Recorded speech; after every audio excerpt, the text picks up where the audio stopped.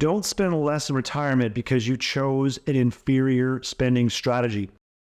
If you've ever wondered if there's a special way to pull your funds from your accounts in retirement to get a better result, well, that is called your withdrawal strategy. Everybody, in my opinion, should know what their withdrawal strategy is. So how much can you spend? How much should you spend?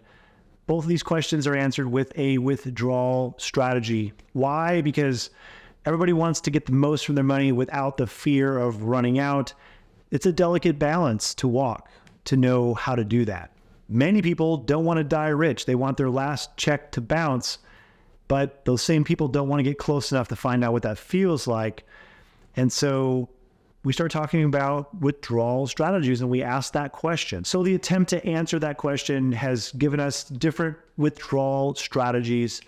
Today, I'm going to give you 3. I'm going to show you which one is the most simple, which one is the most likely to match your lifestyle, and which one overpromises and under-delivers. And then I'll tell you which one I like the best.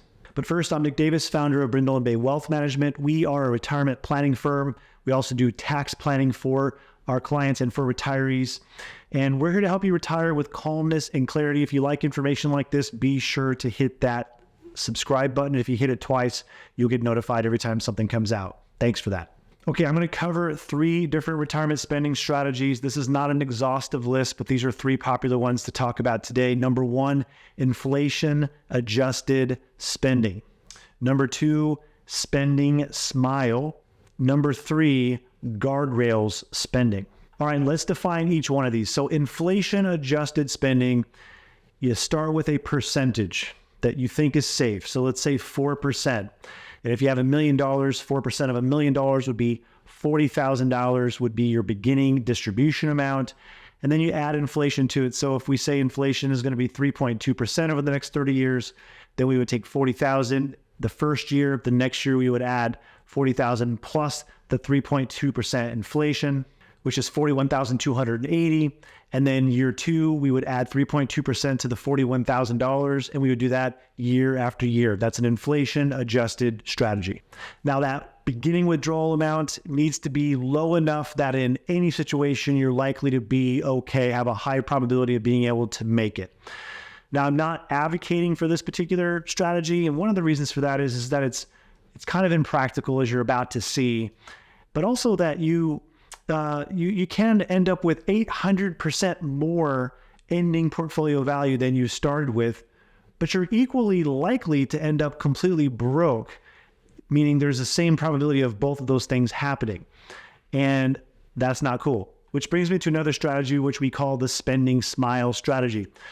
So this basically was coined by or made popular by David Blanchett, where he recognized that 90% of retirees tend to spend money in a smile. And as we're younger, we spend more, but we gradually spend less money as we get older. And then at the end of life, healthcare kicks up and we kind of spend more. And it kind of represents somewhat of a smile. So you might start with a slightly higher beginning withdrawal amount, let's say 4.5%. So on $1 million, that'd be $45,000.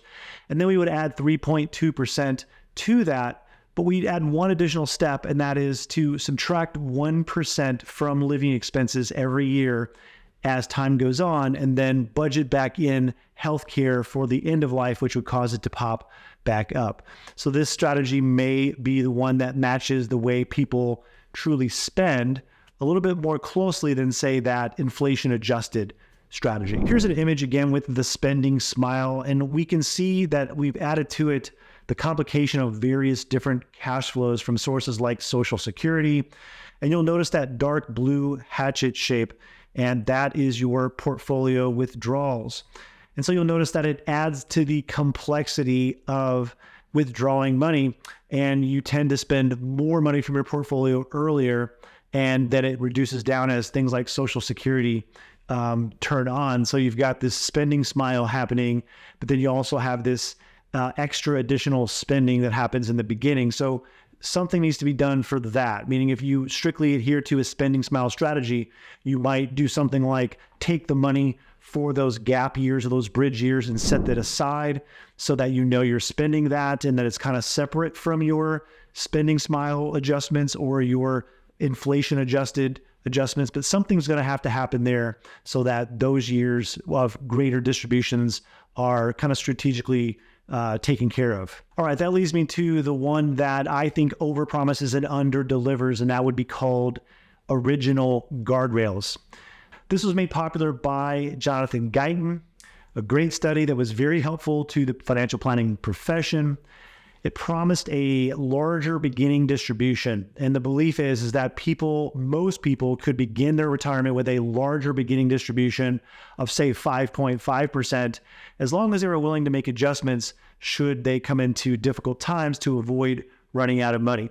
So the way it works is that you start with this larger distribution. So let's just say $55,000 on $1 million. And you put a upper guardrail and a lower guardrail. And if your portfolio were to hit that upper guardrail, you could spend more. And if your portfolio were to reach the lower guardrail, you would need to reduce your spending to preserve it. So I love this idea. I love the rules. I love the simplicity of it. I love the larger distribution amount. The challenge is that it seems that original guardrails were short-sighted, overly simplistic, and a little primitive. So according to one analysis, people who follow the Guyton guardrails rules strictly, on average, can end up spending as low as 3.02% on average during their lifetime. So what that means is that starting with 5.5%, because of the adjustments they would have likely had to make, they would have been better off just using that inflation adjusted rule, and starting at 4%, they would have been able to have more lifetime spending. The silver lining in the guardrail idea is that they were onto something really great. It just needed to be improved upon. So I'm going to introduce an entirely different version of guardrails, one that is only like the original guardrails in name, but in function, it's completely different. And one of the main reasons for that is that these guardrails have moving parts and they update as you get older. It also combines it with the spending smile. So we have the lifestyle spending of the spending smile combined with a version of guardrails. Now, I wrote about this in my white paper. We call it Modern Guardrails, and you can learn more about that if you look in the video description. You can download the white paper and read more about that there. All right, so we call it Modern Guardrails, and what I like about it is it can tell you when it's okay to spend more, or if you're on a path where you need to make some modest adjustments to preserve your portfolio. And let me show you what it looks like. Okay, so what you're looking at is a version of guardrails, showing you some images from my white paper. And this family has $1.7 million in their portfolio. They can spend $16,000 per month. This includes Social Security, and this is gross of tax, which means taxes still need to come out of here. And this is being monitored on a monthly basis, so that if this portfolio were to hit that upper guardrail, $1.8 million, they would then be told that they could spend $800 more per month. However, in the near term, if they were to have a drastic reduction down to $1.4 million, the advisor is going to call them up and say, it's recommended that you reduce your spending from $16,000 down to $15,200 per month. Now, the client can decide if this is comfortable for them or not. They can decide if they want to adjust this to be more conservative or more aggressive. So they can test it. They can look and see, instead of using a Monte Carlo dial that says probability of success, they can use that Monte Carlo dial to say, how many times would you have been told you could increase your spending? And in this example, every 2 years, you would have been told you could have increased your spending. And on average, that increase would have been about 6%. It would have ranged anywhere from 5 to 9%. And here, every 23 years on average, you would have been told that you need to decrease your spending, and on average, it would have been 5%. So this is a pretty conservative plan to only have to be told every 23 years that you might have to reduce your spending. So it says that in general, this is how much more spending you would have had. So the average amount of spending you would have had is potentially, say, 6% more spending than even that beginning withdrawal rate. And this is a key difference in these guardrails, is that you can see this picture here. It shows the guardrails during this person's lifetime, how they would have changed. So this dark blue is their real spending that they were told they could spend. And then the red and the green is moving guardrails. They update every single month. And you can see that during this period of time, they would have hit the guardrails 1, 2, 3, 4, 5 times and have been told they could increase their spending. They could also compare it to other time periods. So for example, they could have said, well, if I would have retired in 2007, historically, we could just see how it would have gone for me. This baby blue is showing the intended spending. And the reason it goes down is because of the spending smile, reducing it by 1% per year.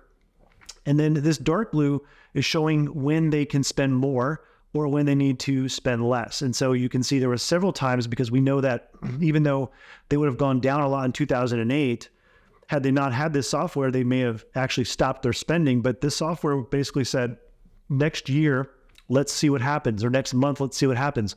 Well, we know what happened in 2008. We know what happened in 2009 and 10 and 11 is it got a lot better. And so they were able to increase their spending above their planned spending. So what we're seeing here is planned spending versus allowable spending, and then when there needed to be a reduction. So this isn't a good time. What about a bad time?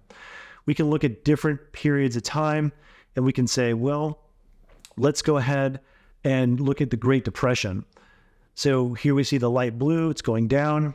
We can see there would have been multiple times during the Great Depression, surprisingly, that we could have spent more. And then because that happened early on in retirement, then later in retirement, we can see that there would have, during World Wars, we would have been told we need to reduce our spending down. Now we know that history is not going to happen again. However, looking forward to anything bad that could happen, they can decide if they would be comfortable with the amount of adjustments that would be required or even the frequency. So they could set their guardrails to be more conservative if they want less of a chance of that happening, or they could set their guardrails to be more aggressive if they're okay with that. Ironically, it also matters how many stocks and equities you have, because that's the driver of the ability to hit that upper guardrail because of inflation and dividends and growth, and all that really matters. So when you're doing retirement and you're spending, it's just this simple. You've got all your money in a portfolio, and one little dot of that is how much you're spending. The rest of that money is working for your future. It's got dividends. Hopefully it has growth, and all that's working to battle inflation. Where the rub is when this little dot that you're spending gets too close to that total amount that you have, and there's danger of a bad sequence of events. That's where a monitored system comes into play, because it's monitoring and saying, hey, this number, this is getting too close to this percentage. We need to dial it back a little bit to allow things to recover, to see which way the world is going to go. Okay, so if you want a strategy that's really simple, you can use that inflation-adjusted strategy. If you want a strategy that's going to match the way that you're going to spend money more likely in life, where you can spend more earlier in life and less as time goes on, then that spending smile may fit you. And if you want something that's going to help you to know when it's okay to spend more, then you're going to want to look into something like modern guardrails. Or maybe you don't want to spend more, but maybe you just want to know when it's okay to give away more so you can enjoy that during your lifetime. What is your withdrawal strategy? What does it look like? Let me know in the comments. Hey there, it's Nick again. I wrote something that you might be interested in. If you want to know what my favorite retirement income strategy is for most people or many people, we refer to it as the Money Master Guardrails. If you're contemplating what your income strategy for retirement may look like, I invite you to download a copy of my white paper. Get the insights you need. Download a copy today. The link is in the video description.